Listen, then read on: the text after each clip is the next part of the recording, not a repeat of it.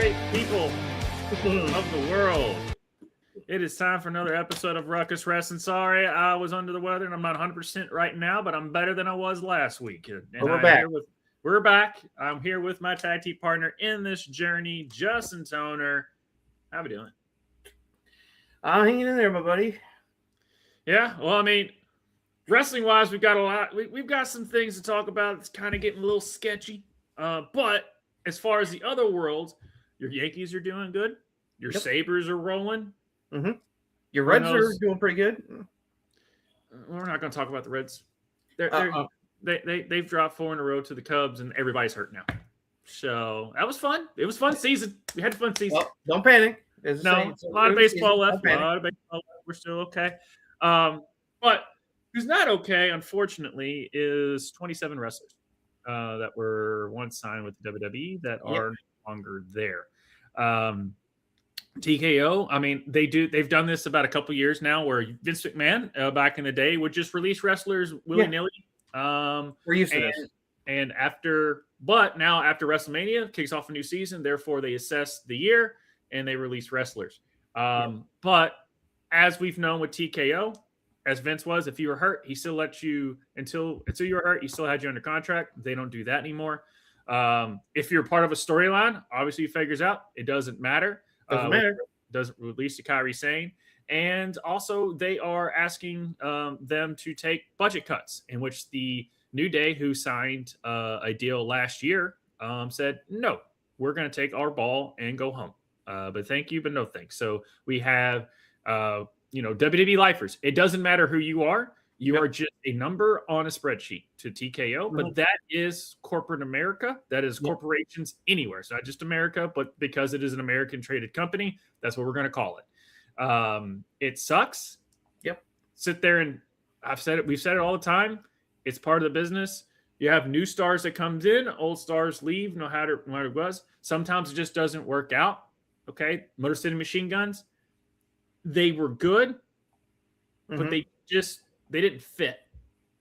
Right? They didn't get over, but the booking didn't help either. So it was a combination of both. It sucks. Yeah, sometimes booking, sometimes just doesn't work. With the New Day, it just, what can you do? It's booking problem there. They had one of the great heel turns, and then WWE decided to not do anything. They just fumbled it there. But the fact is that it doesn't matter how much you've given to a company. The company doesn't care. Now, that is not WWE as a whole. That is TKO in general. And they are trying. Now, this quarter last year, they've made a 25% increase. That's what they go for. And so they went to Tony Khan and Triple H, who signed new deals for millions of dollars, and said, hey, we need to hit this number. And you need to get these wrestlers at a certain point. Whereas rewind the clock back maybe 3 or 4 years when AEW first started and WWE was signing wrestlers just so they wouldn't go to AEW. And now you have WWE wrestlers asking to take 50% pay cuts. Right. So I could sit there and crap about it. And does it make me a little just... It took me back a little bit. It's just watching wrestling right now. I'm just kind of like, it doesn't matter. Roman Reigns could be the hottest guy. And if his bottom line doesn't work for TKO's shareholders, it don't matter. So it's like, you're bringing the investment of me as a fan away. Now, if you ask those fans on Monday Night Raw, they didn't give a shit. It was a hot ass crowd. They didn't say anything about Kairi Sane or New Day or anything of that nature. So I'm rambling. But I'm just trying to make sense of it all. I'll give you the floor. Don't much else to say. That a lot of people already said that it sucks. It's corporate greed. Not surprised. It's really unfortunate, especially for like Kairi Sane, who was a major important storyline, and now the storyline's continuing without her. And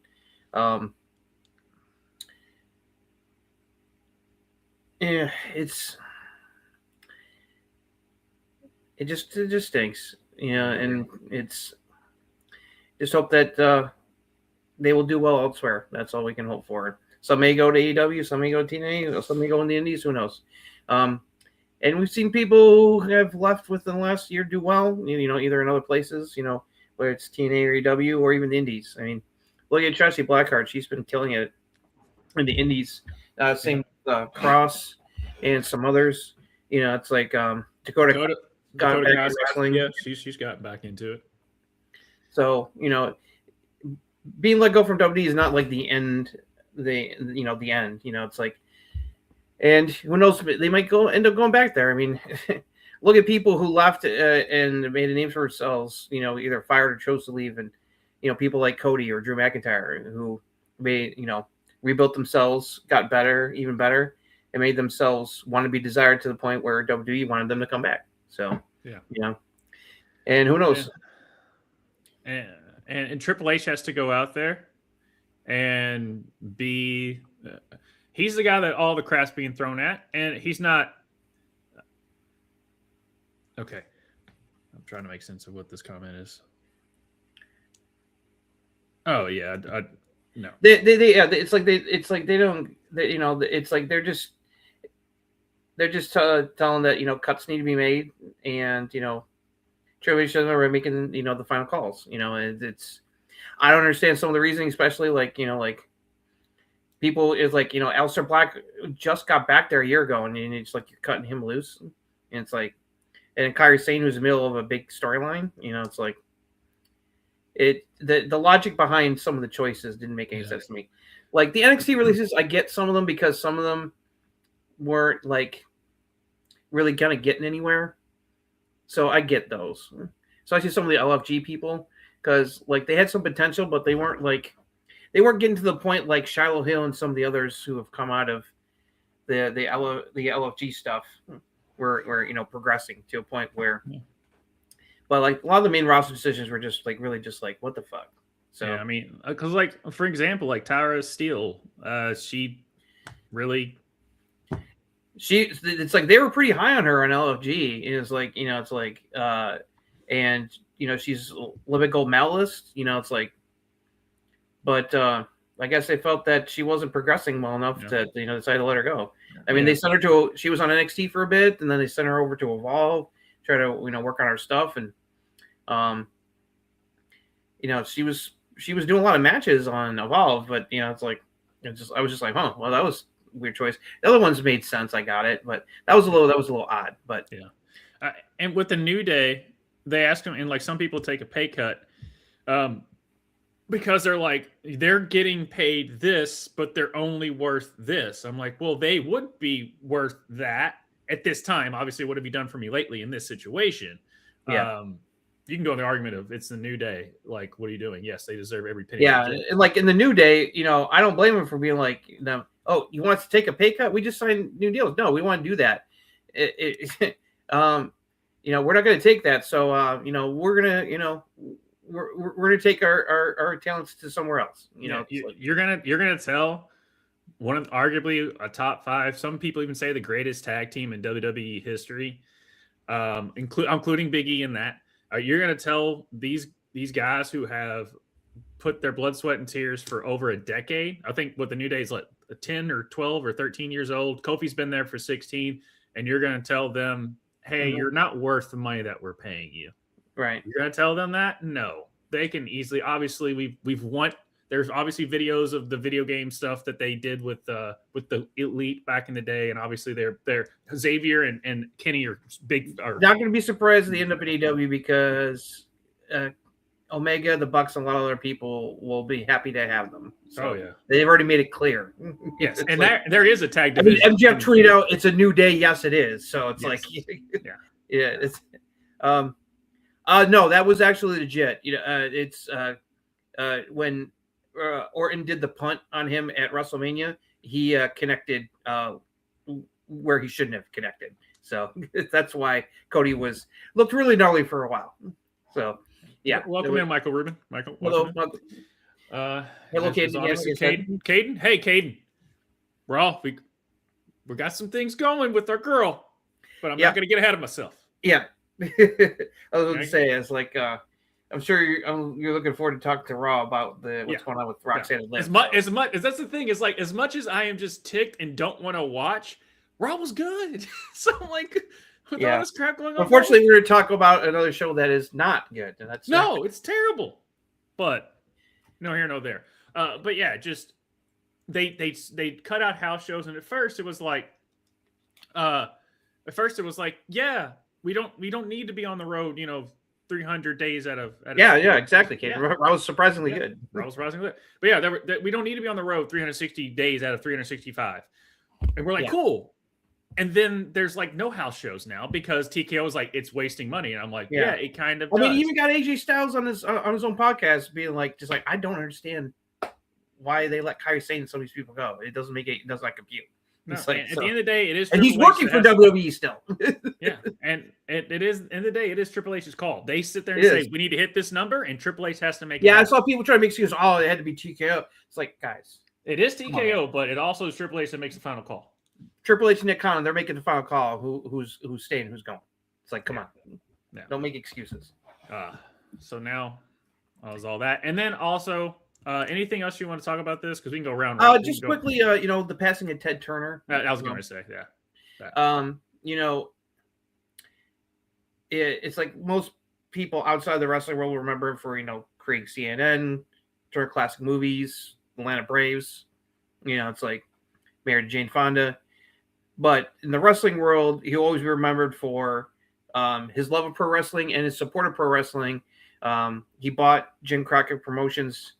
NWA and took it over and rebranded it to WCW and put it on his on the TBS and TNT networks. His love and support of pro wrestling is why allowed Bischoff to rise to power, and we got the Monday Night Wars, we got Nitro.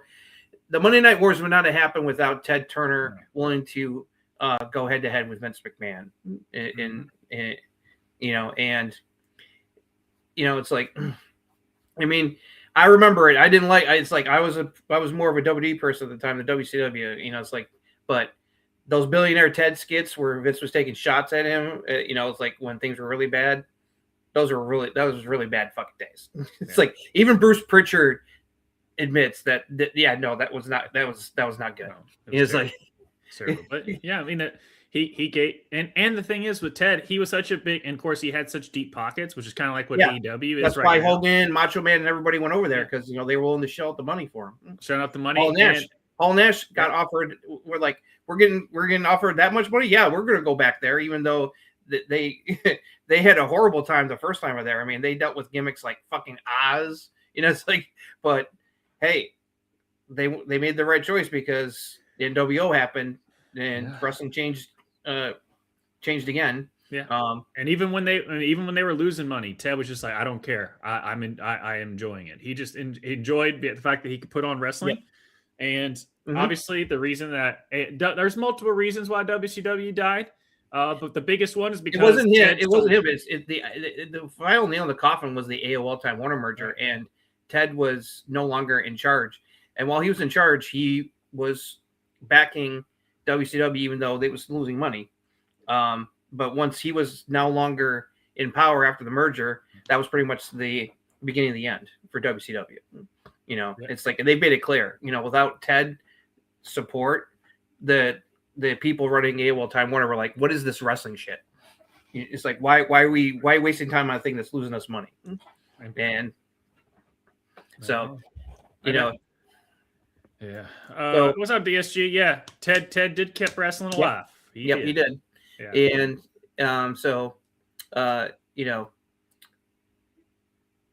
it's like his contribution to wrestling is very important, and that it's not to be taken lightly. So, no. And I thought AEW did a great tribute to Ted last night with obviously Shivani and Sting. So thanks Ted for giving us some of the great wrestling memories and made us fall in love with wrestling. Obviously, Justin was into it a little bit more, but that's what got me was those Monday Night Wars. I was so naive back then. I was like, where is Hogan? Because I was just so used to him being in yellow, red and yellow. Then, but it was that's another thing that's annoying, Kate. It's like, I mean, we got Backlash on Saturday, and then before the month is over, at the end of the month, we got Clash in Italy. And they have to squeeze the Saturday night's main event in there before Clash in Italy as well. So it's kind of ridiculous. All right, guys. So here's what's going on with WWE, and here's why they're so together. You ever remember when you were young and infomercials would come on? This is what we're going to get. Okay. Yeah. It's just going to be about making the backlash. Money. You're going to, you might hear the bell ring by the time the ads are over. And then they might have like a 3-minute match and then another 45 minutes worth of ads. So yes. Yeah. So yeah, it feels like we're waking up at 4 a.m. to like a deluxe CD that you need to order for $9.95. It's just what it's getting to. All about making the monies, the human monies. Yeah, the human monies, which we'll get into who I think his tag team partner. Exactly. There's more. Order now. Exactly. That's pretty much what pay-per-view. The fact that you couldn't even show the full entrances on WrestleMania because you had to throw in ads is a disgrace. It is a disgrace. It's so terrible. You're losing the heart and soul of what it is. Mm-hmm. Like, I get ads, but whatever. Yeah, I'll sit here and ramble on forever. Yeah. But yes, there's that. So we don't want to put off to anything else. Anything else? I think, because we were gone, all those releases were the big thing, and then Ted Turner passing away.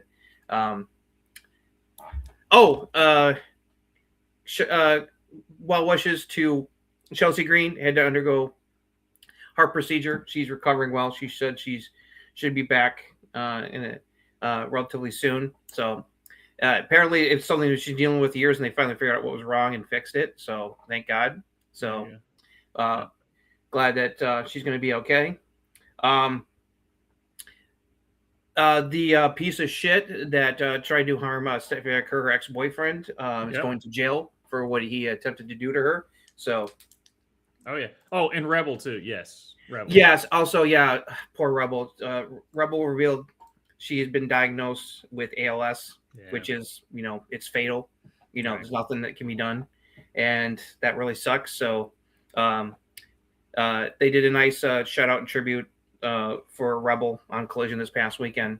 So very classy. So send out a lot of prayers and well wishes for Rebel. She's that's really sucks. Yeah. Let me see here. What did I write to you last week of what I kind of wanted to do? Cuts. Oh yeah. What's up with that AI vignette that NXT did with Sol Roca? And that thing was horrible. Look, what Zari, that promo last week, what Zari was saying there, the promo was great, but like the AI animation around it was just like, what the fuck? Even I was. It's like, I was like, what is this? And it's like, I guess it's like TKO people okay with that kind of stuff, but it didn't look good. It's like I get what they're trying for, which is like, nah, bro. It's like, come on, man. It was god awful. Oh yeah, it was very god awful, kid. Yeah. Look, guys, we have My Way, and then you get this shit. Right. But also, what'd you think? We didn't get to talk about last night. What did you think of Lizzie Rain's debut with NXT last week? She's a star. Like, she already has it. She already reeks star to me. Right. The finisher is great, but because of the prop up, it throws me off a little bit. It's too. That's something you can work on.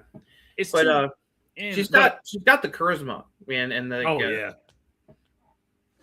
Yeah, Lizzie's an absolute star. Yeah, no, she. It's like, man, it's like. Just when you wonder, like, man, what's going to happen with the women's division? With Sol, Ruckus, Blake, and Fatal Influence being called up. No problem. Right. It's like no problem, and we'll get. All right, you want to go ahead and get to SmackDown because that's the only good part that was on it was Fatal Influence. Yeah, let's get SmackDown out of the way because that's still a shit show. All right, let's get SmackDown out of the way.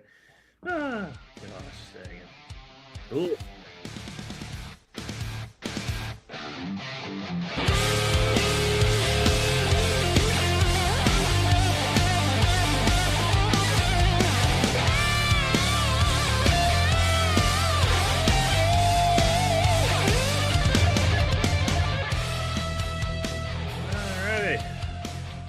happened Oh, on...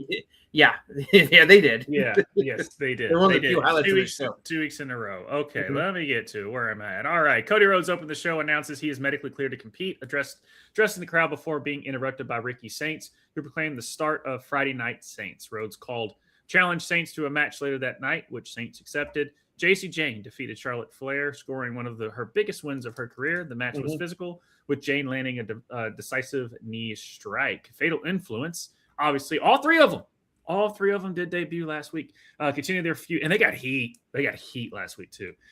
Continue their feud with Flair and Alexa Bliss, prompting Rhea Ripley to step in backstage, offering support. R-Truth and Damian Priest successfully defended the WWE Tag Team titles against Fraxium.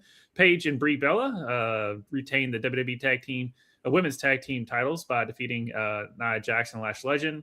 In his main roster debut, Ricky Saints faced Cody Rhodes. Rhodes defeated him in a competitive match. Immediately after, Gunther ambushed Cody Rhodes, escalating their ongoing tension. So I guess Brock Lesnar is good and gone. I don't know. Who knows?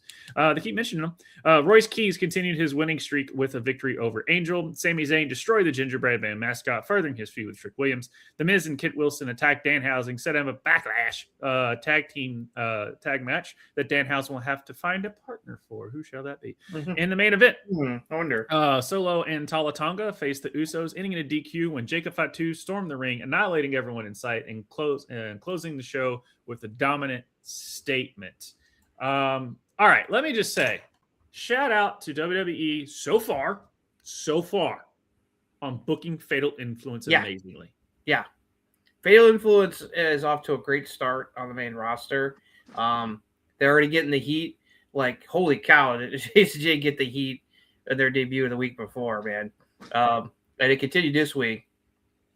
And getting a big win over Charlotte, that says a lot right there, what they feel about her and Fatal Influence. And so now we got, it's like, you know, they're giving Charlexa difficulties here, and Rhea's involved as well. So they can play up the old rivalry issues between Rhea and Charlotte as they have to once again learn to get along to deal with Fatal Influence. But that's been great. And Blake Monroe is on the way, which is awesome. Hopefully we're getting her debut soon. Hopefully don't stall it out too long. So that's definitely helping out the women's division of the show. I thought Ricky did a good job with, you know, the opening stuff with Cody.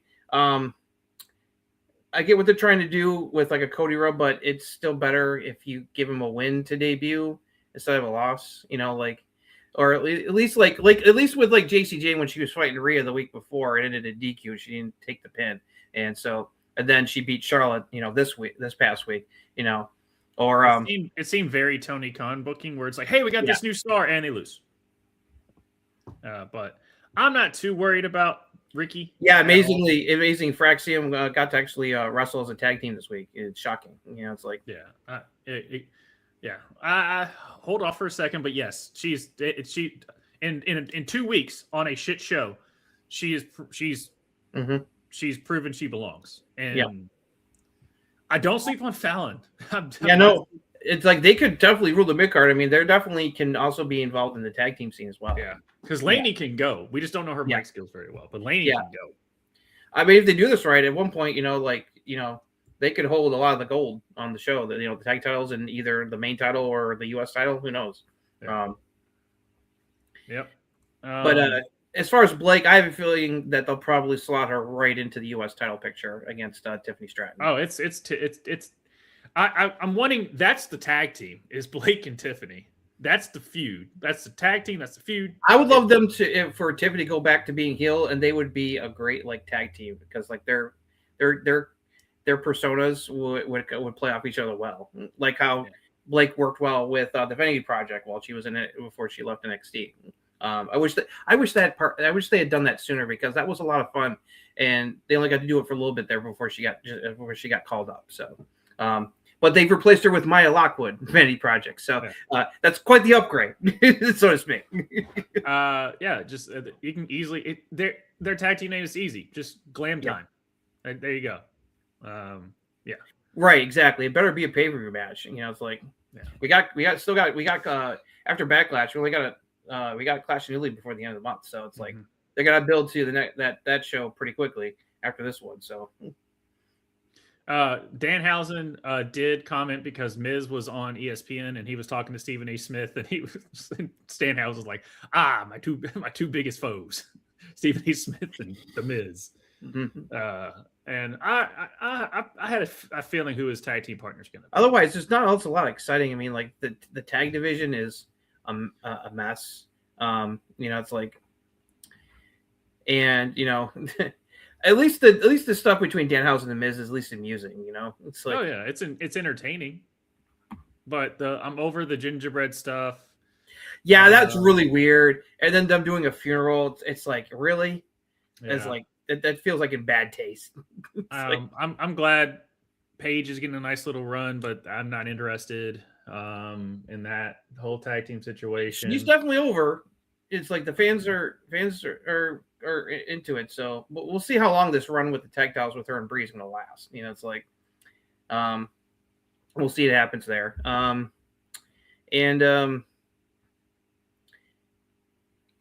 MT stuff happened. It's like, they're doing so well in booking Jacob to be a freaking monster, only to lose to Roman at Backlash. Well, with poor Bachelor and Jeff Cobb gone, it's down to just Solo, Talatonga, and Tama. Yeah, you ain't getting rid of Tama. You can do so much with Tama. They probably will, but still, Tama is way too good.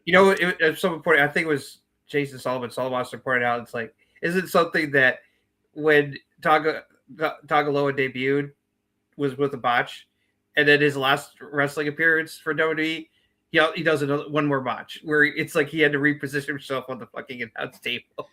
Yeah, when he that was a one thing. It's like when Tonga got released, the only things that you saw were compilations of his botches. So that's right. That's what people remember for. That's that that the botches more than anything else. It's not a good sign. Okay. Yeah, exactly. All right, go back. You can go back. Yeah, almost. Yeah, thank you for reminding me, Kate. Almost forgot about Gunther showing up. I guess maybe that's the favor because Heyman was shown talking to Nick Aldis backstage during the show before that happened. So maybe that's the favor. If with Brock is really like retired, that he moved. He had Heyman help move him over to SmackDown so he can go after the WWE title. I'm down. Sure. I'm fine with it. That's okay. Gunther is a good person for Cody to work off of. We can get some good shit out of that. It was just kind of like what the fuck. So we'll see. I think Gunther's supposed to speak this Friday at SmackDown, so we'll find out. If it's him getting moved over his thing. Also, I think I agree with a lot of people. Move Punk over to SmackDown as well, so we can get Punk Cody. I mean, if you want to move Jacob Fatu permanently over SmackDown, I'm fine with that. Because he's been the stuff with him and Roman has been great. What was it? What was it? Since the last year having a couple of negatives with Gunther as Cody. Yeah. Yeah. They've booked Gunther weird with his whole retirement tour because you literally retired AJ Styles, John Cena, Goldberg. Mm-hmm. And it's hard to do what you want to do. Mm-hmm. What happened to Chelsea? She had she has a heart condition, had to get surgery, and we're good now. Yeah. So she's recovering from some heart surgery, so she'll be okay, thankfully. Fatu on Raw, Gunther on SmackDown. I'm cool with that. Yeah, exactly. Yeah. Good. Yeah, exactly. Good. And they are what they're doing with Jacob and getting that grip. From Caden, that's also something I wouldn't mind. That would be kind of that way we could have Julia, Asuka, and Io all on the same show feuding with each other. Yes, please. Oh no, she's fine. It was just a minor procedure to correct something. She'll be back. So she's perfectly fine. Yep, thankfully. She's fine there, but so they're Royce Keys. It feels like it. It feels like it right now. I'm not happy about it, Giff. I didn't want to say it. She needs to change the scenery. I didn't want to say it. You said it. I didn't want to I'm say it, seeing but I don't. It's like I'm not happy about how they're treating my girl there. So Nope. And I guess last thing, Royce Keys, good booked, showing nice. Okay. they're at least they're doing something with him. It's like very interesting that he's got history with Solo Jacob Fatu. I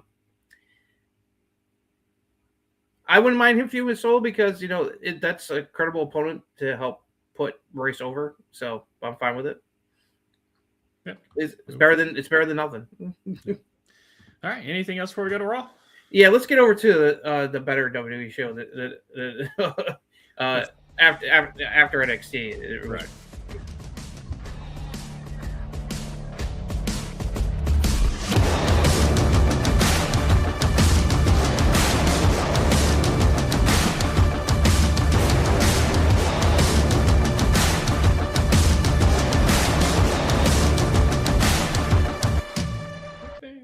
All right. On Raw, Seth Rollins opened the show with a stare down with Roman Reigns and said, "You are in my way." Teaser.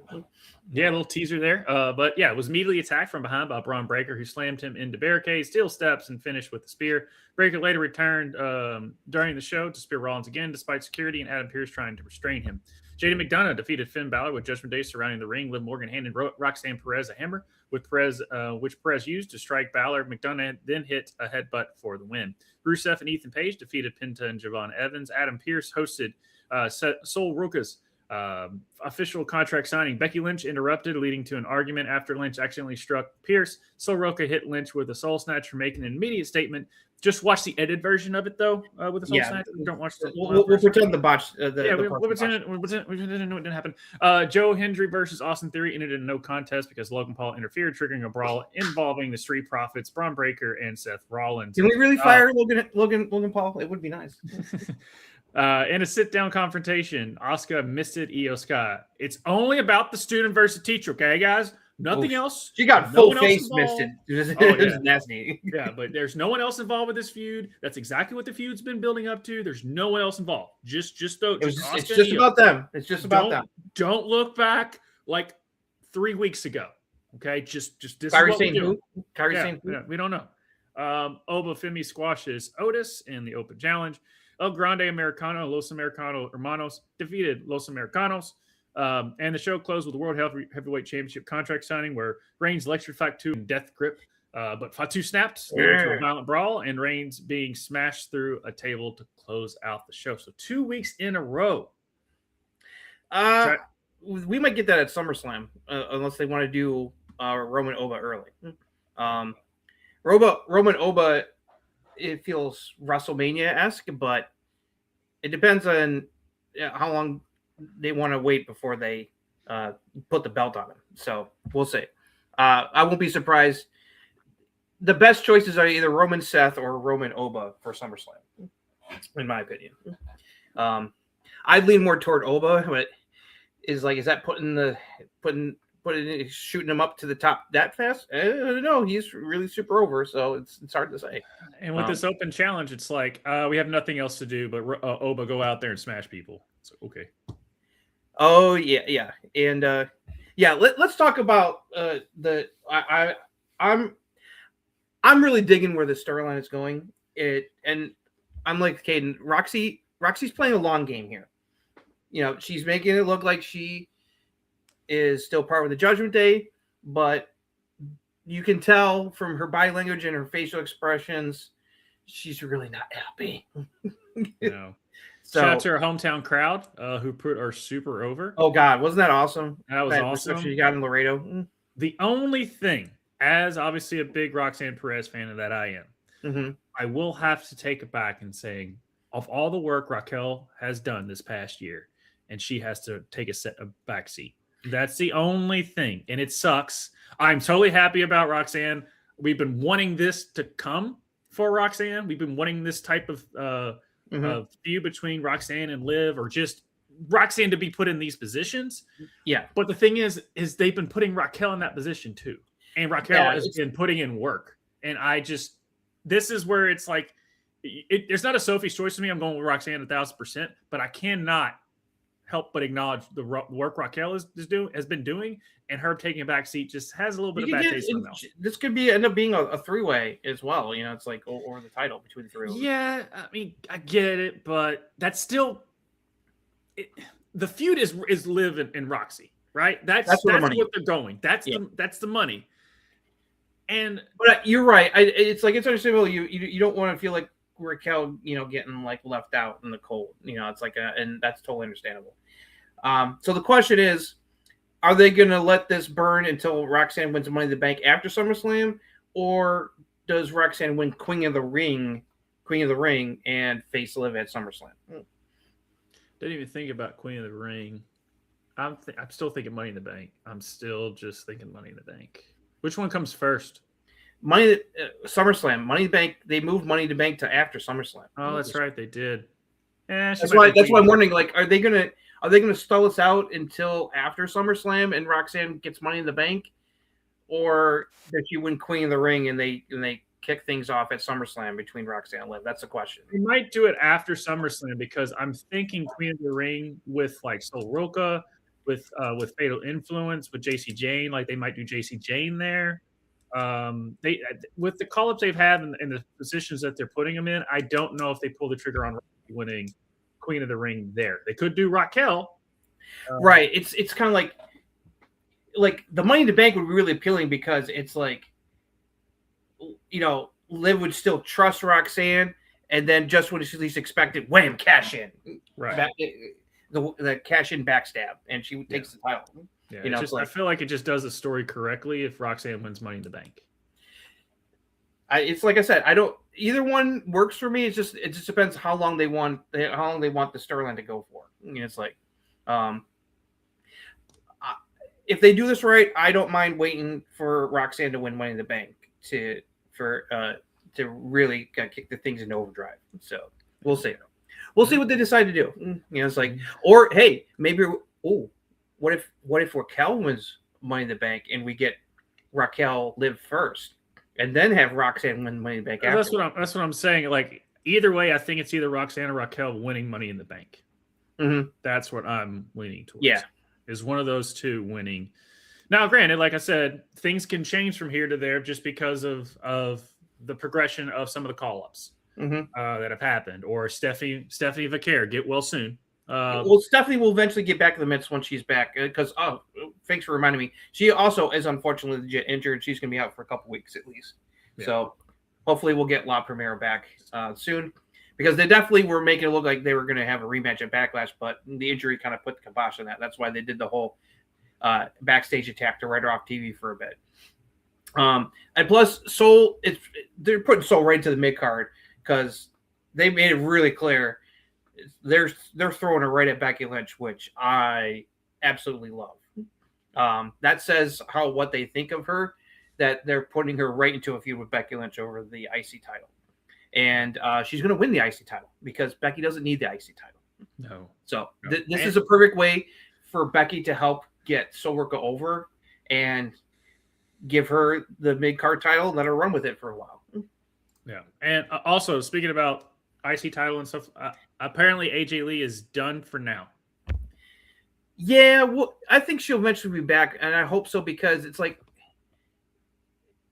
Roxanne needs to be able to wrestle her wrestling mom.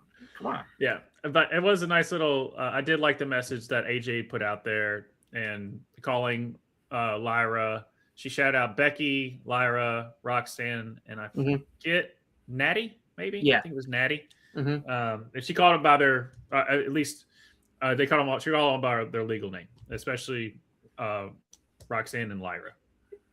Yeah, she's doing such awesome work. She deserves to be back in the main event picture for sure. Did you see the was it Bleacher Report? I forget. It did like the. I mean, just imagine heel Becky against like either Stephanie or Roxanne on the main event level. It's like, so.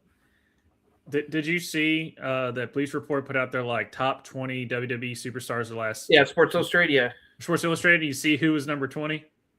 No, who? It was Becky. She was the only female mentioned on that list, and that's with Stone Cold in all of them.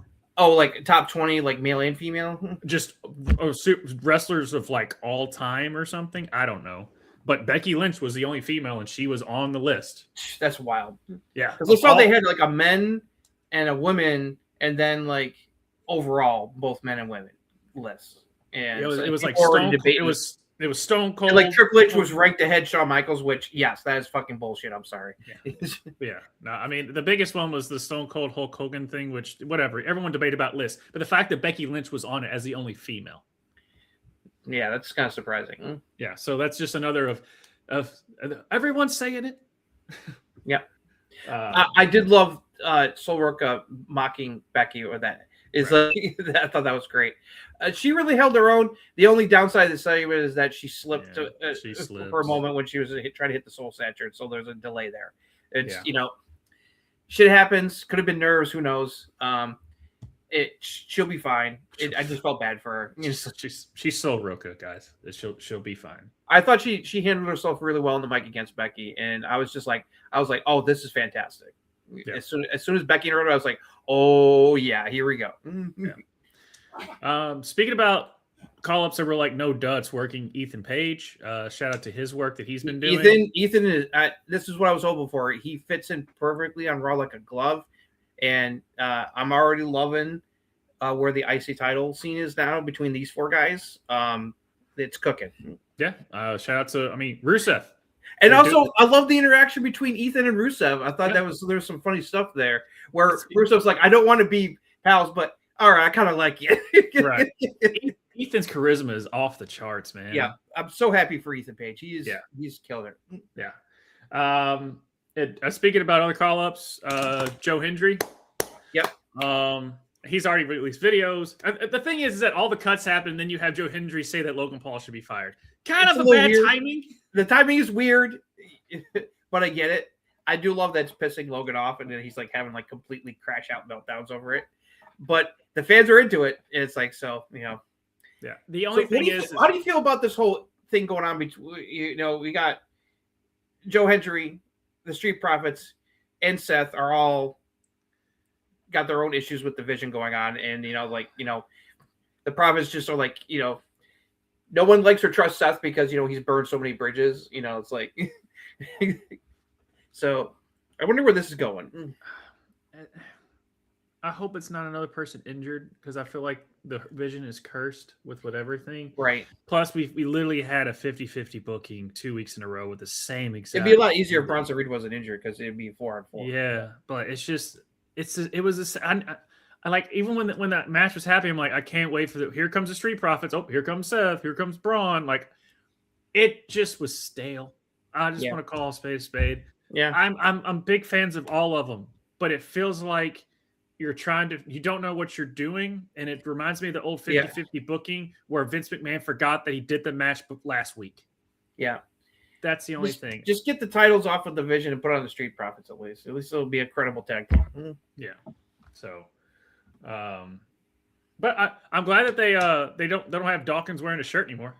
That's like the only thing. It's like, all right, dude, you're gonna be shirtless. I'm just glad the Street Profits are back and they're in a prominent storyline. Okay, the IWC, just nothing can appease them because they were like, oh, Oba's not as strong as we thought they were. Shut up. That was amazing. That was like exactly. I thought this was fine. I know the complaints about the Open Challenge are extremely valid. They are. The complaints about the booking, yes. I'm saying like him in this match against Otis saying that it worked and the fans were into it. So as long as you don't have this Open Challenge thing last for too long, it's like it's like this should only be like a short-term thing. Yeah. But I did like Tozawa goes in there was like no, not. Yeah, no, that was a great fake out. I was like, really, you're gonna have Tozawa get murderized by Oba, and then he was like, fuck no, you would do it, Otis. And I did like that. Yeah, and the physicality, it was good stuff. It was good stuff. The Americano stuff is so good on AAA, and then you see it on Raw, and it just they don't. Yeah, it's like the American fans don't really aren't into it. It's just, that's why I'm I'm really glad we're finally doing this mass versus mass because this Americano stuff's got to end. I want Chad Cable back. I want the Creed brothers back. I don't want them back on their fucking mask. Come on, man. Yeah. Same goes for poor Pete Dunne and Tyler Bate. It's like, come on, man. It's like although the whole. At least it's giving them something to do, but I just want them. I don't want them to be on their masks forever. It's like the Pete Dunne Tyler Bate is growing on me, just because they work so well, whereas it seems forced with the Creed brothers and stuff. Yeah, they should keep the Americana stuff on on AAA. That's where it's popular. That being said, I do like the whole Tyler Bate stuff about like, hey, go hit on Sol Roca, and he's like, no, I don't want to do it. Yeah, that's funny. I do like that. That's just I know they're like just internet stuff. All right, so the main event, the Roman Jacob, they're obviously booked. All right, let me back up. Yeah. Okay. Usos come in. We're here to back up Roman in case Jacob does something. Usos aren't there. What the hell? And then when Jacob's beating the shit out of Roman, where are they? I think that's on purpose. Okay. All right. I don't think it's a booking mistake. I hope it's not a booking mistake. I think it's on purpose. I think this might be. I would love this if this leads to the Usos turning on Roman, saying "fuck you." It's like it's like for all the shit you put us through in the past. Because they said, "Oh, we're here to back up Roman," and then when Jacob is like giving him the tongue and death grip and beating the shit out of him, they're nowhere to be seen. So it's like, what's going on? That makes too much logical sense for WWE to book. Yeah, I know. I may be giving them too much credit, but hopefully that's where it goes. That makes way too much logical sense, Justin. You know they're not going to do it. They're not going to do it. They love to overbook stuff. I do love that they've had Jacob Fatu pull out the tongue and death grip. I always loved when Haku used to do that back in the day when he was making WCW. I like that they're putting over. It's just like I don't know. That's a deadly forbidden move. Don't do that. Someone did freeze frame him doing that to Roman. I did, and I also appreciate Michael Cole saying that he got that from his uncle Haku. It's like it's like Jacob. It's like Haku is his uncle, so it's like. Oh, speaking of Michael Cole, he did do a little silent head nod to New Day. One of the backstage segments, and he goes, "Oh, there's trouble in paradise." So he did do a little nod to Kofi, New Day, for that. But no, I'm liking. The sad part is they're booking Jacob so well. Yeah. And as soon as he loses to Roman, it doesn't. Who cares? Yeah, because he's Roman's not losing, but I appreciate that they're making him to be a believable threat to like the common fans to think that he might actually beat Roman, and that's the point. Yeah, and the thing is like he can't go toe to toe with Roman on the mic, but he doesn't have to. No, and they're doing it to where he's still getting his piece out. He's still cutting a solid promo for. They're making him look like a badass, which is he's making him look like a badass. And Roman is selling the shit out of that tongue. Yeah, no, Roman's selling the tongue death grip like it's legit death. Yeah. And he's doing some great promo work. I just loved him it's like he was definitely going OG tribal chief there with it's like I told Brock, this is my ring, this is my show. I was like, oh yeah. Here's the problem, Caden. I want the New Catch Republic back as much as everyone else. But the thing is, there's no tag division. Right. It's like this is more evidence now, especially with some of the people let go. It's like if we want, why can't you have just one set of men's tag belts like you have for the women that go between both shows at this point? It's like it would save so much trouble. But I think they're too stubborn to do that, to reunify the titles again. They should never have split them up. I liked it when the Usos had the titles unified. That was that they gave us that Sami Zayn and Kevin Owens versus the Usos. Yeah, they shouldn't have split them. They shouldn't have split the titles 2 years ago. Speaking about Sami, at least Kevin Owens and LFG, the clips have been. I haven't watched it, but the clips. I've been watching some of it. It's not bad. I love seeing KO trying to help the young talent.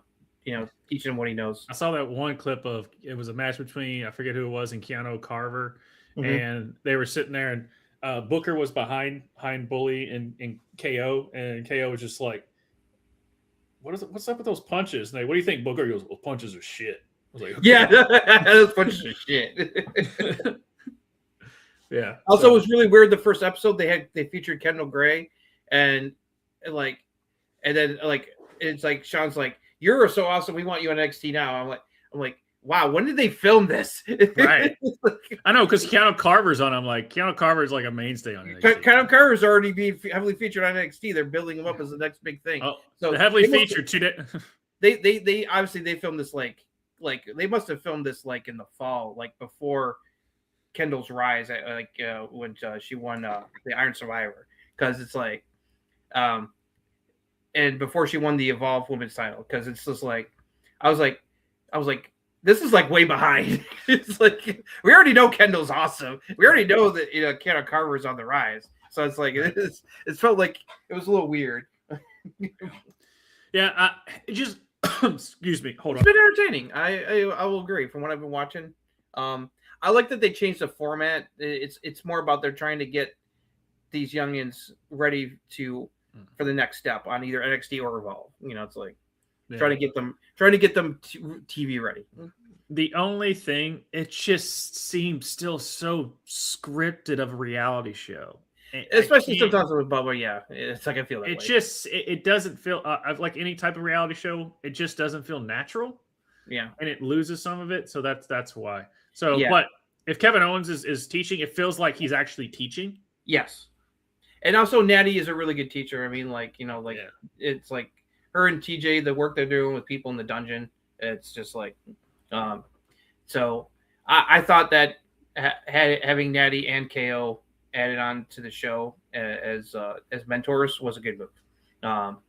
So because I'm glad because with KO being out, he's got nothing to do. So I'm glad that this allows him to be able to do something and be able to help the young kids. So it's awesome. Did you see Kevin Owens do nice like in his car just to promote the upcoming tour in Canada? It was weird. I didn't know. I thought they were gonna like go like on the side of his neck, behind his neck, and he's like, "Oh, speaking of tour, yeah, I saw the scar. It's like right around here somewhere." Yeah. So I'm glad he's doing better. Hopefully, we'll see him back in the ring sometime soon. Speaking of tours, they got the one for South America. The show they're doing in Chile sold out in 15 fucking minutes. So when they do that, hopefully Stephanie's going to be ready to go because it's like that's going to be big for her. It's like them going back to Chile. Like she's gonna get like insane reaction when they go down there. Yeah, I know Drake being moved to AAA. I mean, he exactly. I thought it was a good move for him. It's like if AAA is a good. It's like at least it's giving them to do something. Like the War Raiders are down working AAA, which I'm glad it gives them something to do instead of them just sitting and catering. Backstage on Raw. At least they're getting to do stuff and wrestle. Those AAA shows are. I've seen some of them here and there. They're pretty entertaining. Got Corey Graves, JBL, and Rey Mysterio doing pre-recorded commentary for the American audience, and I like it. Especially, I love that. I love that Rey Mysterio translates to Spanish for people who don't speak Spanish. He translates what they're saying when they're speaking Spanish, which I appreciate. So, well, Raw was good. I enjoyed it. It did a decent job building some of the stuff for Backlash and setting up some new feuds, especially Sol Ruka Becky. So, yeah. Well, let's get on to AEW. Let's go over to the AEW.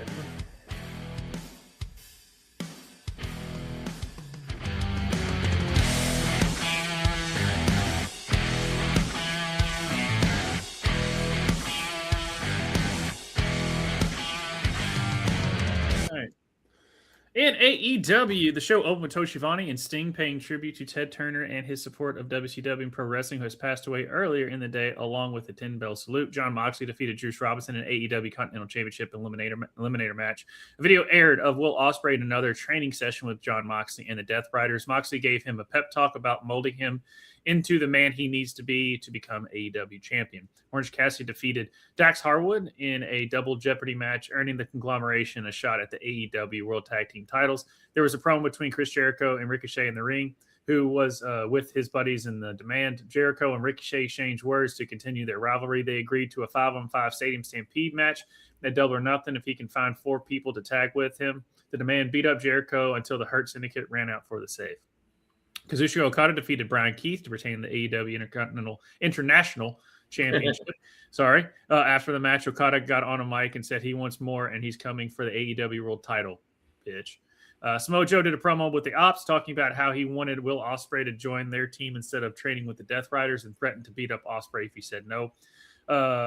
Shida and Chris Statlander defeated Mina Shirakawa and Harley Cameron. Swerve Strickland did a promo about wanting power and going after the most wanted Bandito with Brody King with Renee, and he told Swerve if he wants him, he's not hard to find.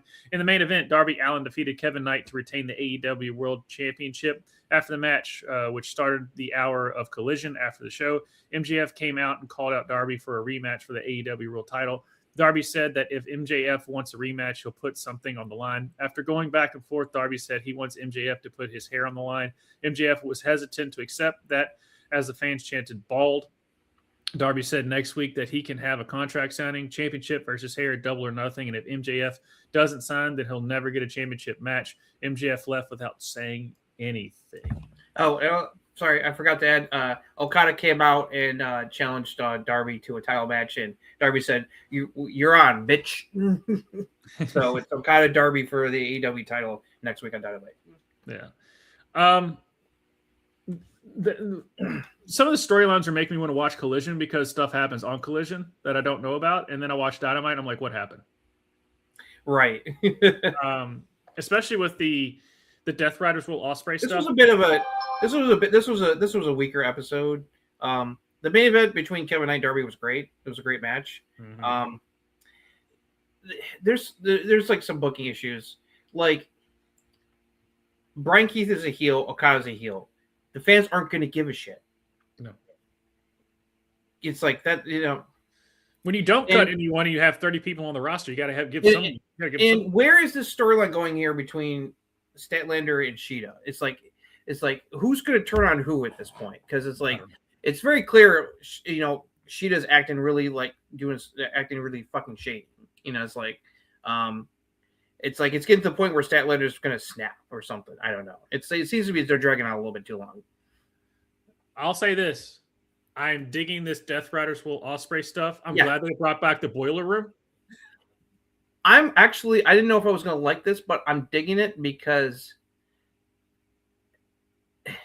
say what you will about Moxley, but he knows how to cut a promo. And I liked what he was telling. It's like, he's basically saying, we're going to help mold you into the wrecking machine you need to be if you want to be AEW champion. Yeah, and it's a different side of Ospreay. Yeah, that we haven't seen, and it's something, and I like it. Sometimes you have a different side. It's like I don't get this. I'm liking it, and plus it carried over to New Japan because Will was over in New Japan with the the Empire, with the United Empire. The faction that he did in New Japan, and he was the head of it. Who's like the IWGP champion and stuff after the match. Like he wanted him to hit this other opponent because I guess they're heels over there. And at first he was not. He goes, "Come on, Death Rider," and he finally just snapped and hit the guy. And then he kept calling him a Death Rider. He's like, "I'm not a Death Rider," and the whole thing. So they've carried it even over to New Japan. Obviously, it might be his Forbidden Door stuff that they're setting up there. But at least it's something that I'm understanding because I was with you at first. At first I was like, what are they doing? Are they gonna Will Ospreay comes back and he can't, and then he loses and he loses again, and then the Death Riders are now he's weak guy. But I'm like, no, I see what they're doing, and Moxley is basically doing the devil on his shoulder in a sense, and it's got layers to it, and that's something that tell me in WWE what storyline has layers. Yeah, it's that's why I'm willing to see where this goes because I'm okay, this is a little different. And it's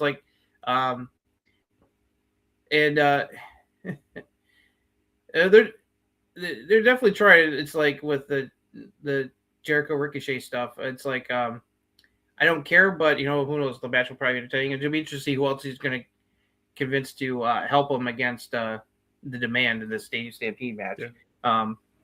They're making me care about Jericho and another faction. Even though it's not his faction, at least they're making me care about it. Dude, when Darby beat MJF for the title, I was like, cool. But then you realize why Darby can hold that title, and it makes sense because the dude can just can't agree. Solid point. Yeah. But yeah, Darby's just, he can put on main event matches, man.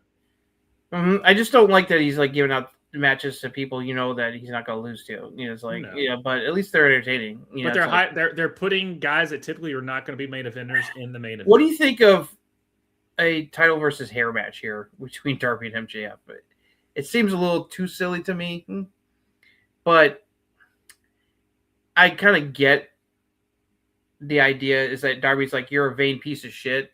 So, but I think there'd be things a little more value to him than his hair. But if it gets us the rematch, I'm fine with it. It's one of those. I was like, hair, really? I thought he'd be more like Although I was like, well, wait a minute. If you ask him to put his career on the line, then it'll make it even more obvious that MJF's going to win. So it's like, yeah, no, I think Darby might win, and like Hangman Adam Page comes back and screws. He might MJF out of it. He's been absent ever since he lost to MJF. He's going to come back at some point. I might buy the pay-per-view just to see Swerve versus Bandito. I'm all for Swerve Bandito, please. Yeah, that will fucking cut. Yeah. But yeah, no, like and is the tag title scene? And yeah, they have a tag title. We actually got it. It's like, I appreciate AEW that actually has a good tag division right now, and it's like they decided to pull them all in one match segment. It's a lot of chaos. I thought it was a bit much, but as if you needed more evidence of who the jobbers are in the Don Callis family, who's the one who gets their asses kicked in this segment? Roppongi Vice. They're so jobbers. It's sad. I just like, what was it last week where Christian had him say "I quit" and then no one could hear him because of the piece of chair. So they removed it and then did it again. I'm like, no, Trent Beretta, you were so good with the Best Friends. I love that Christian was pretending to go for a spear and then just then just took her to Dick Kick City. Yeah. So I love Christian, man. What do you think about Anthony Bowens in the Ops, or you don't care? Odd choice. We'll see if it helps him. Yeah. Also, no Tekla is a negative as well. She was on Collision. That's the problem. They're making me want to check into Collision, and I really don't care to check into Collision. Well, she kind of showed up in the Collision hour because I kept an eye on that because Jamie Hayter beat up Sky Blue, so looks like stuff between Hayter and Tekla is not over yet. Yeah, the three of them did cut a promo on Jamie Hayter after. Right, they did. So they did do that. Harley Cameron is she's a delight. I love that Mina just ripped the shirt off. Yeah. I thought that was hilarious. And at first Harley was like, "What?" And she was like, "Screw it." I thought that was very funny. Yeah, her and Mina are fun pairing. I think her and Mina are a fun pairing. I'm glad because it's like with Tony out, Mina needs someone to work off of. So yeah. Also going speaking of that, we still have no idea why Tony's out. There's no. She's gone completely radio silent. She might be like Bianca and just come back 6 months pregnant. Yeah, it's like we still don't know why she's out. So it's like, hopefully it's not something too serious. It's like, it just makes me concerned. Just the radio silence. I get it. Well, I mean, Juice Robinson's on the show. Yep. So, nope. Her hubby's there. Going back to last week, John Moxley, when he was cut, when Will Ospreay shows up in the boiler room where they're all training and stuff. Yeah. And Pac is just just posted up against the wall. Yeah. And then Moxley just turns and goes, hee hee hee. Yeah. I don't know why that just popped me because I was not expecting that. He's giving this inspirational, hey, you're here. And it just turns around and goes, hey, hey, hey. Like the freaking free. And Pac the whole time, he's still just him and Ospreay still don't like each other. That's another part of it. Like I said, it has layers. Like Moxley's trying to do all this stuff, showing them how the Death Riders go, and Pac's still just I don't like you. Yeah. So just good. That is It's definitely leading to something. Death Riders.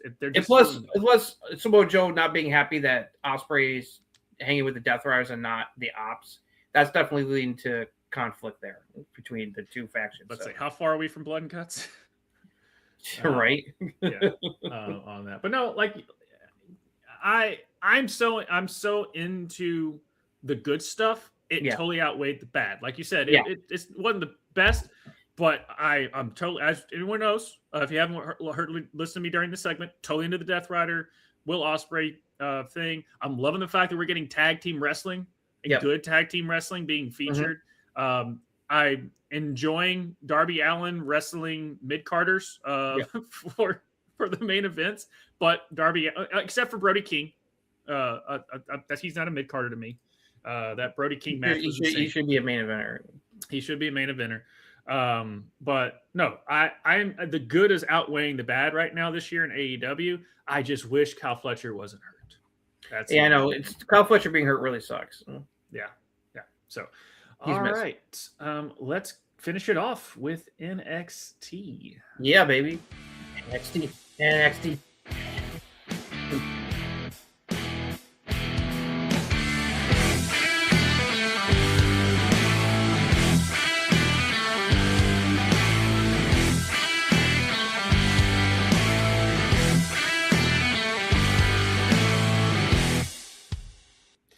All right. The show opened with NXT champion Tony D'Angelo attacking Tavion Heights in the backstage area, and they were separated quickly. Kaylee Armstrong defeated Jada Parker. A video from the former NJPW star Evil. He spoke in Japanese about how he's won many titles and the great opportunity to strike in NXT. He spoke about coming after the NXT title held by Tony D'Angelo. His name, is it Naraku? Naraku? Okay. I just want to make sure I pronounce it. I believe when I've heard the translation means literally hell. Okay. And I knew it wasn't going to be Evil or War because those names suck. And he debuts next week. Jackson Drake defeated Jasper Troy with a little help from debuting who? Maya Lockwood. Thank you. Who is from LG. Right. Zarya came out to cut a promo about being Sol Ruka 2 weeks ago. With her gone from NXT, she has a clear path to the thing that started it all, the NXT Women's North American Championship. Current NA champ Tatum Paxi came out to respond. Paxi said if you came for her title, then it wouldn't matter if you scorched the earth. Paxley said she put somebody in a casket for this title already. Lizzie Rain joined the party, saying she is looking to get the title soon, title 2. And then Nikita Lyons showed up to claim that Rain got the Nikita Lyons rub. Lyons claimed that Rain was shooting way over her head. Paxley tried speaking, so Lyons said she's not done. Lyons said she wasn't done with Rain. The women got into a brawl, and Zarya cleared the ring. Zarya hit an F5 on Paxley to stand tall to end the segment. The Culling defeated Mr. Iguana and Lola Vice in a mixed tag team match with Izzy pinning Lola. Jada Parker was in the locker room crashing out over losing earlier and throwing stuff around. Parker was yelling that she's done. Natty walked in saying it looks like Miss Parker has gotten soft.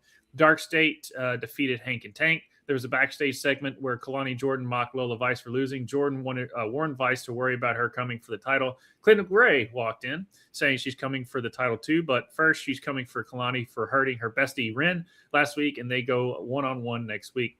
The new NXT backstage announcer, Emily Agard, walked up to Keanu Carver and was able to get him to answer some questions. In the main event, Tony D'Angelo defeated Tavion Heights.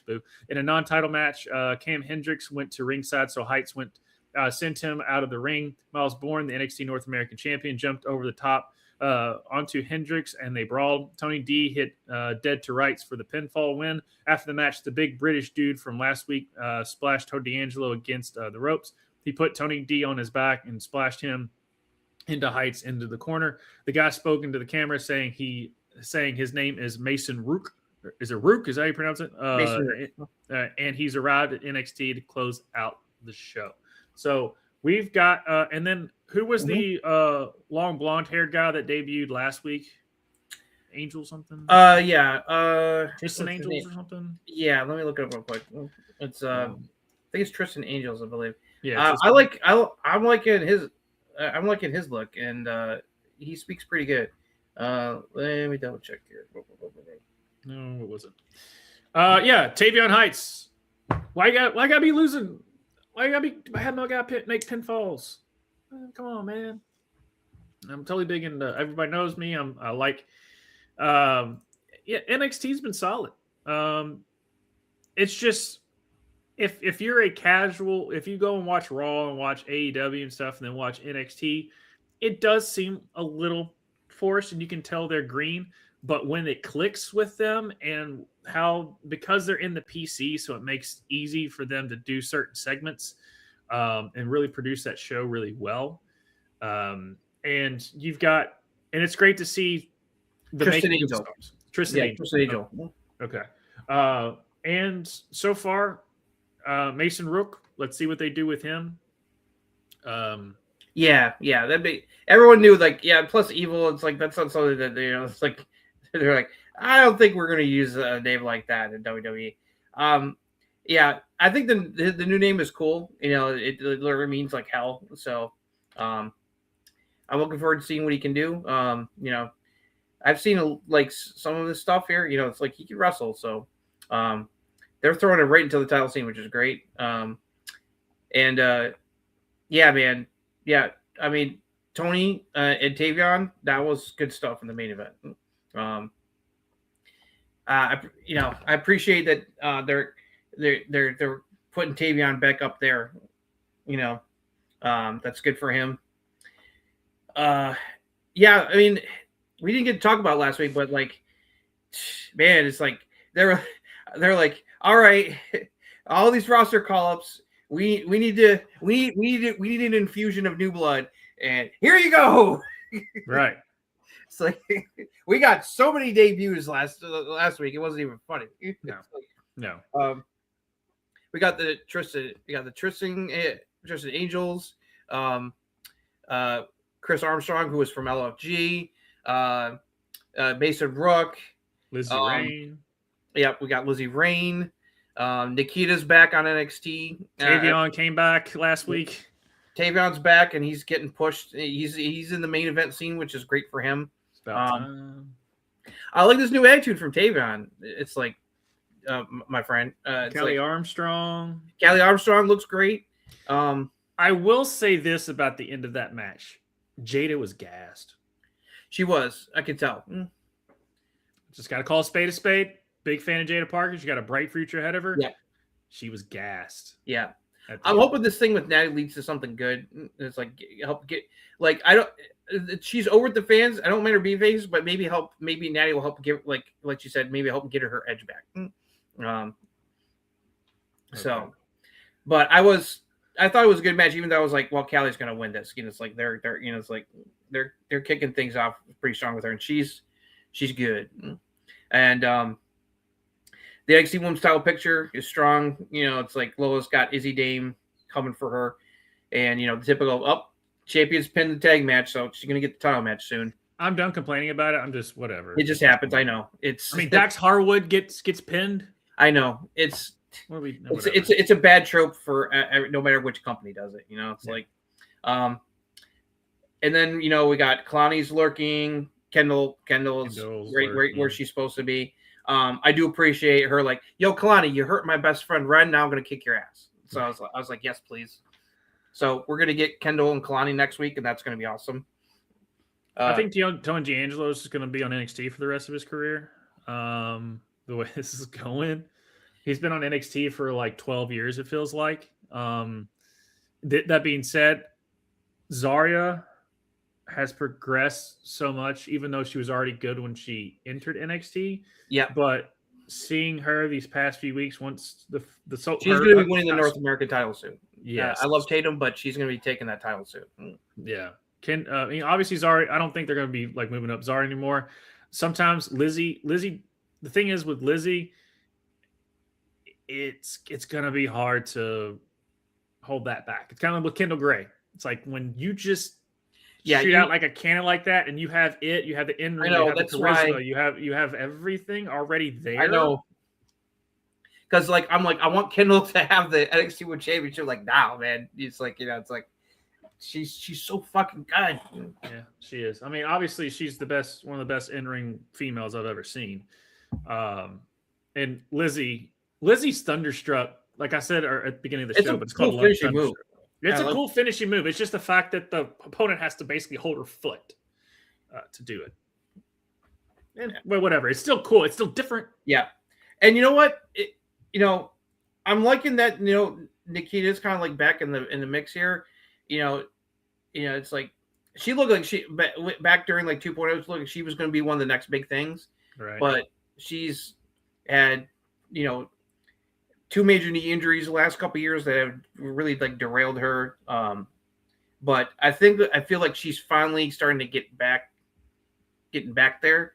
I'm liking especially like her heel character right now. She said some really funny stuff. Like I love her just talking about like you're messing with my aura, this kind of stuff. Her mic skills were solid this week. What was so? I mean, immediately we got a great mid card scene here. Now Tatum's got to worry about Zarya, Lizzie Rain, and Nikita Lyons. So I'm like, yeah, it's like that's good shit. It is. What was the who joined the Vanity Project? What was her name? Maya Lockwood. She was she was on LFG. Yeah. So good pairing there, and even the Vanity Project, like, we upgraded.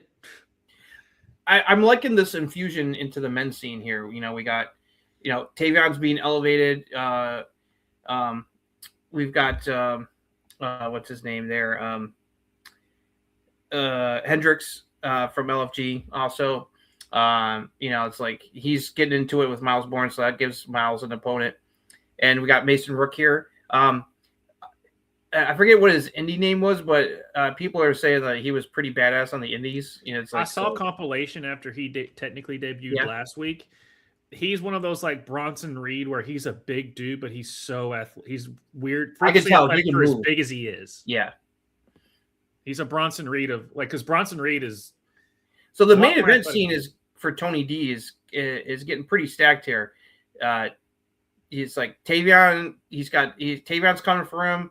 He's got Naruko and Mason Rook. So it's like they've really reloaded the main event scene in NXT with Ricky, Ethan, and Joe Hendrick getting called up. So thumbs up.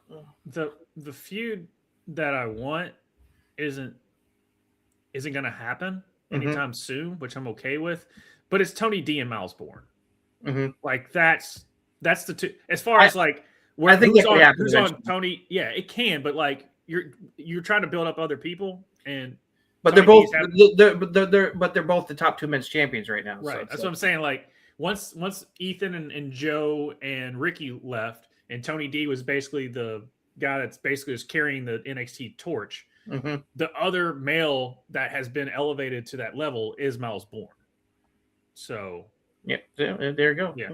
But that's the feud. Now, that being said, obviously they're going to do everything they can to get Mason Rook and Keanu Carver and obviously Tavion Hyde. They're doing the slow burn route with Keanu, which I appreciate. Right. I'm liking what they're doing with Keanu because you can tell it's there. They're high on him. It's not there yet. Yeah, they're very high on him. It's like you can tell. Yeah. And Sean and them are like, this guy's going to be something. So it's like they're like, this could be like the next Oba-like force in NXT. So I appreciate this. They're doing a good job building up his character and not making him just like the wrecking machine. It's like it's important. That's why I like that whole segment with the new reporter, backstage reporter. I thought that worked pretty well. But like especially like he goes, I know you still got the camera running. They're doing well with getting Izzy Dame to be a threat. A threat. So they're doing well there. I'm still not like fully bought in on her. I'm not worried about Tola losing the title to her. No, I'm not. I'm just saying I'm trying to buy into what they're doing with Izzy, and she's getting better. She's not on the lowest level. I'm just waiting for Kendall to get crowned. I'm aware. I'm gonna just keep bringing up other female wrestlers, and you're just so you can sit there and say, "Well, but Kendall, I get it." we're gonna have a number of how many times you say Kendall. I'm just wondering. It's like with Kalani, it's like I feel like she should have been called up already, but it feels like she still needs to be there. It's like her in-ring work is great, but sometimes her promos feel like a little forced. Like she's like reading from a memorized script sometimes. It's like it doesn't feel as natural the way like Lola and Kendall talk. I don't know. Maybe her character just rubs me the wrong way. I don't know. It's like maybe that's the point. Her heel character right now rubs me the wrong way. So I want Kendall to kick her ass next week after what she did to Red. What's the difference between a Kalani Jordan heel character and a Kalani Jordan face character? That's the thing. I was thank you for saying that, because I was trying to figure out what the right way to say it. It's like there isn't too much. That's the problem, I think. There's no levels to her other than her in-ring work. Yeah, exactly. Yeah, it's like Katie's with me about her promo work. It's like it's still not there yet. I think that's what's holding her back. That's the problem. And the thing is, we invest and we she's really good. She wouldn't be in the position that she was. But there's a lot of wrestlers that are really good in the ring. Mm-hmm. But Kendall Gray's an exception. Yeah. Kendall Gray's got the whole package, like the fan. She's got the personality, charisma, the in-ring work.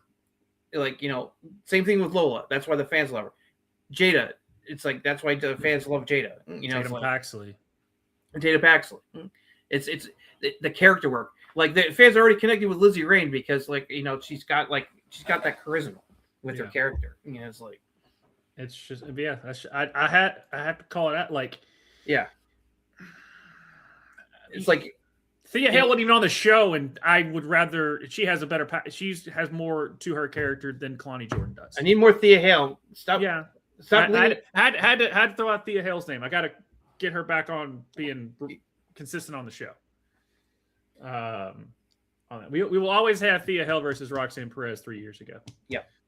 Whatever that was. God, that was like 2 years ago now. Yeah, it's been forever. Are you over Dark State? I'm over Dark State. I'm ready for the breakup. Is there any progression to Hanky Tank at all? No, Hanky Tank are still where they are, and the fans like them, so it's like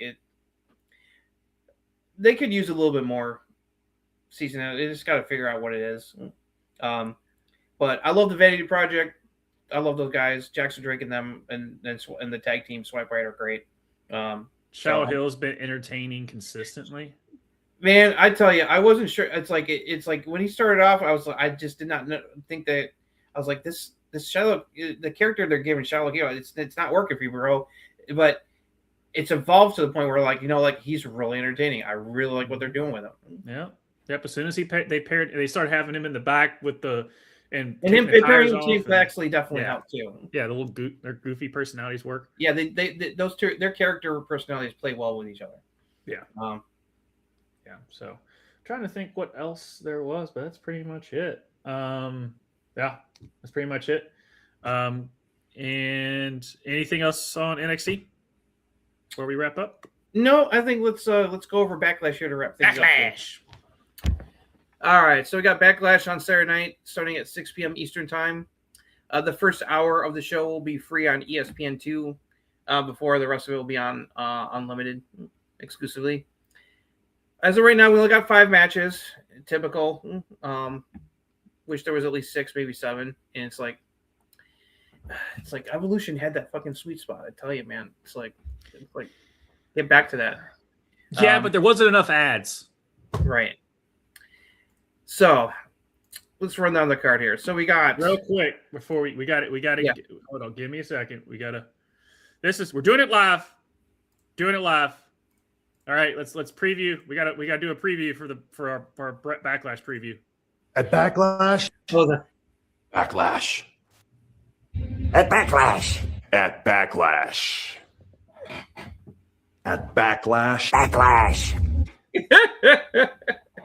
At Backlash. Backlash. At Backlash. This is Triple H. At Backlash. At Backlash. Backlash. What the fuck is that? Oh Anyway. my god. All right. Preview. That's how to get. All right, now Justin, what's the All card? right. Backlash. Backlash. Speaking of Backlash, Danhausen there, along with a mystery partner, will be taking on The Miz and Kit Wilson in a tag team match. All right. Um, So everyone, who do you think it is? I think the only answer is CM Punk. I don't think it's CM Punk. I think it's Pepsi Phil. If you know, you know. That's what he used to call CM Punk when he was not on WWE. He used to always say, "Oh, I'm here with Pepsi Phil." He used to call him that, and then now he's Cola Man Punk. So It's the only answer that makes sense. It's CM Punk. Yeah, it's gonna be Punk. Yeah. It's the only answer. If it's general, then it's going to be an F- for all of Backlash. Yeah, Danhausen and Friend will win. That's all that needs to be said. Then we got the excellent grudge match that's been building up. Seth Rollins versus Braun Breaker. Braun, I hope. Braun should win this. He needs to win.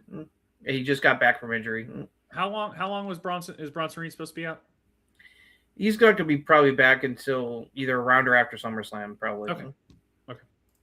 Just want to make sure there wasn't a He weird Bronson Reed. He tore his pec, so I'm aware. I figured he's going to be out, but you just never know. Yep. We got a rematch from WrestleMania for the United States Championship. Trick Williams defending against Sami Zayn. Trick, just let this feud be over. Trick should win. Yeah. Another great grudge match that's been building for a long time, and unfortunately, the Kairi Sane element is not going to be involved. But we're finally going to get Io versus Asuka. Io needs to win this. There's Brian Alvarez said there's a 50% chance that Kairi Sane would show up. I'm like, she's not showing up, guys. Don't give us false hope. Don't do that. Don't do that. Yeah.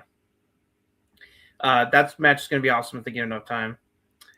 And then the main event, World Heavyweight Championship, Roman Reigns defending against Jacob Fatu.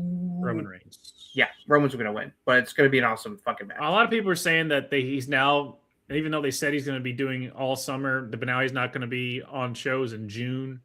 So oh, he might lose to Jacob. I'm like, why?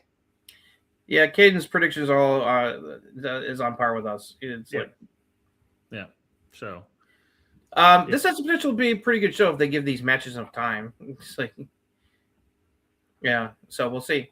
It depends on how much fucking ads we're gonna get thrown in our face. What? So how many entries are we gonna get, and which ones are going to be where we're gonna be listening? Roman's is gonna be like a long one. It's like, oh yeah. But no, I'm looking forward to the matches that we get. We got a lot of really nice matches here that have been built up. So I mean, we've been wanting Jacob versus Roman forever. Oh yeah, everyone's been looking forward to this ever since Jacob showed up. So I'm really excited for Roman Jacob, and also Braun South. Those have potential to be really good fucking bangers. All right, well, guys, that about does it. For all you all, thank you all so much for.